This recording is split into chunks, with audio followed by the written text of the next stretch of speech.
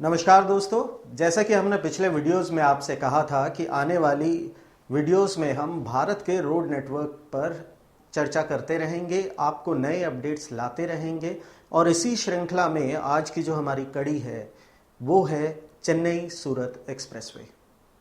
जी हाँ, जहाँ ये एक्सप्रेसवे तमिलनाडु की राजधानी को भारत के एक बहुत बड़े व्यापारिक नगर से जोड़ेगा, वहीं पर ये एक्सप्रेसवे जो है नए आयाम खोलेगा।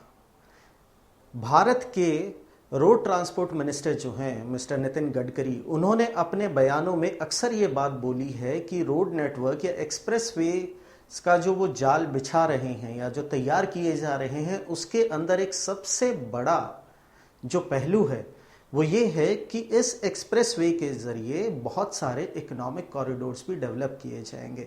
यानी अगर कहीं पर किसी स्टेट में कुछ ऐसे हिस्से हैं जो किसी कारणवश इकोनॉमिकली ग्रो नहीं कर पाए हैं, ये एक्सप्रेसवे उन्हें एक नया आयाम देंगे। तो बात करते हैं चेन्नई सूरत एक्सप्रेसवे की। अभी अगर आप चेन्नई टू सूरत जाना चाहते हैं तो रोड स्ट्रक्चर तो एग्जिस्ट करता है, परंतु वो जो है वो 2 लेन हाईवे है। लगभग 1600 किलोमीटर का फासला आपको तय करना पड़ता है दोनों शहरों के बीच में। वहीं पर जब चेन्नई एक्सप्रेसवे, जिसकी लागत 50,000 करोड़ रुपए बताई जा रही है, ये पूरा हो जाएगा तो वो डिस्टेंस जो है वो 330 किलोमीटर के करीब कम हो जाएगा। यानी लगभग आप मान के चलिए 1260 से 1270 किलोमीटर का दायरा दो शहरों के बीच में रह जाएगा। वहीं पर जो टोटल ट्रैवल टाइम है उसके अंदर भी 6 घंटे की रिडक्शन बताई जा रही है। और हम सब जानते हैं कि बेहतर रोड नेटवर्क के और बहुत से फायदे हैं। सबसे बड़ा फायदा है ईंधन की बचत। दूसरा बड़ा फायदा है बेहतर रोड कनेक्टिविटी की वजह से जो माल वाहक वाहन होते हैं उनके रखरखाव पर कम खर्चा होता है और सामान जो है वो दुरुस्त अवस्था में जल्दी अपने गंतव्य स्थल पर पहुंच जाता है। और डिटेल्स से इस एक्सप्रेसवे के बारे में बात करते हैं। भारत के 5 राज्यों से ये एक्सप्रेसवे गुजरेगा।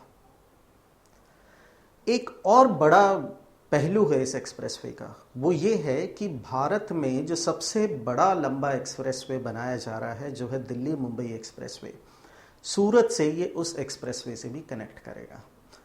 तो ये बात अगर हम कहें कि आने वाले समय में सूरत जो है वो एक प्रमुख बिंदु बन के उभरेगा, क्योंकि अगर कोई सामान नॉर्थ से साउथ की तरफ जाना है तो दिल्ली मुंबई एक्सप्रेसवे के थ्रू वो सूरत से कनेक्ट करते हुए इजीली सदर्न डिस्ट्रिक्ट्स में जा सकता है। वहीं पर अगर साउथ से कोई सामान आना है नदर्न डिस्ट्रिक्ट्स में, जैसे जम्मू, चंडीगढ़, पंजाब, राजस्थान, ऐसी किन्हीं स्टेट्स में या राज्यों में ये सामान पहुंचाना है, तो ये नेटवर्क, ये एक्सप्रेसवे अपने आप में एक महत्वपूर्ण भूमिका निभाता हुआ दिखाई देता है।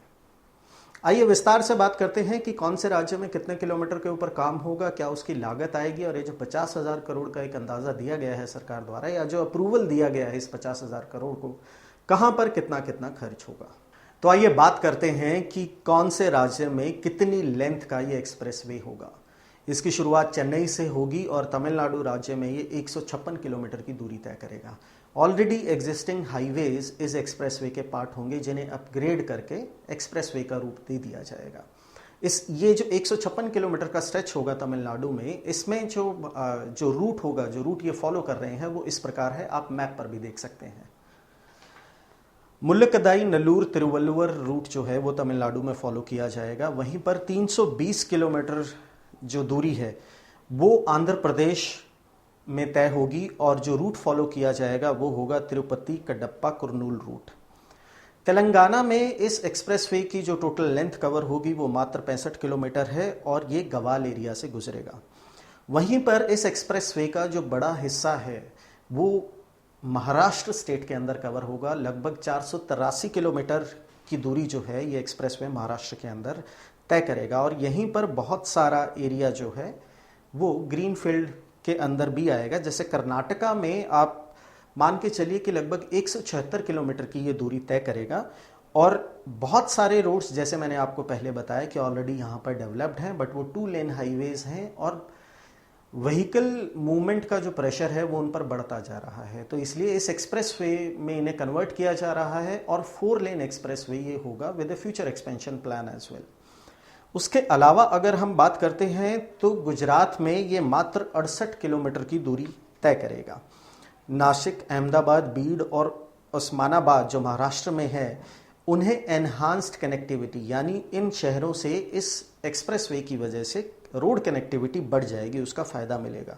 वहीं पर रायचूर, गुलबर्गा, यादगिरी, कर्नाटका के जो शहर हैं उन्हें भी कनेक्टिविटी का फ़ायदा मिलेगा।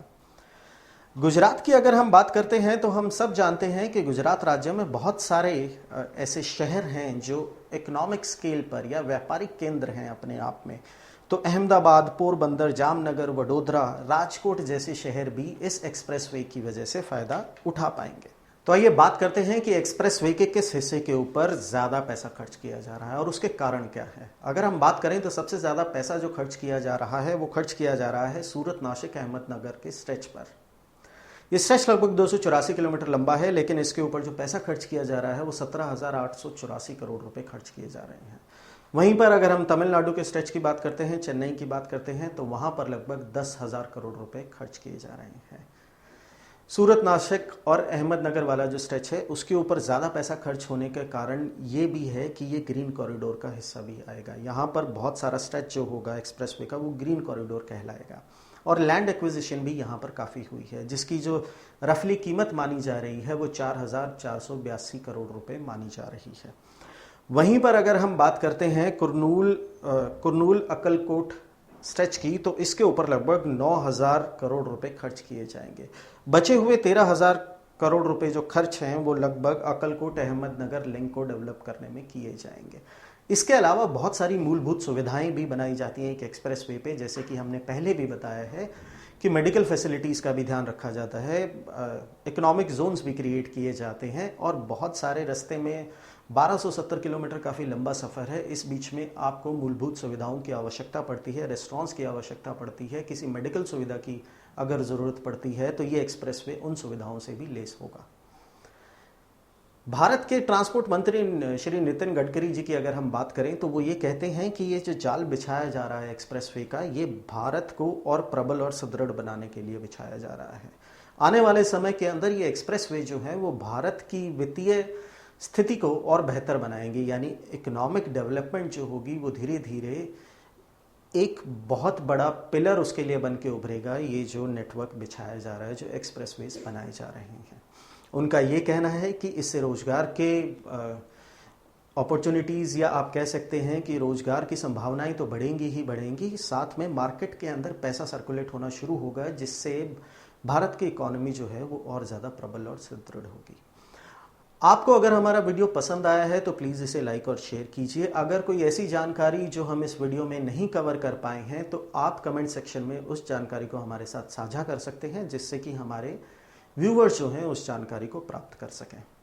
आप अगर हमें YouTube पर देख रहे हैं तो प्लीज़ फॉलो कीजिए, सब्सक्राइब कीजिए। किसी और सोशल मीडिया चैनल पर देख रहे हैं तो सेम एक्सरसाइज वहाँ पर भी कीजिए। कमेंट सेक्शन में अपनी राय ज़रूर दीजिएगा हमें, और अगला वीडियो आप किस स्ट्रेच पर, किस एक्सप्रेसवे पर सुनना चाहते हैं वो भी ज़रूर बताइएगा। धन्यवाद। जय हिंद।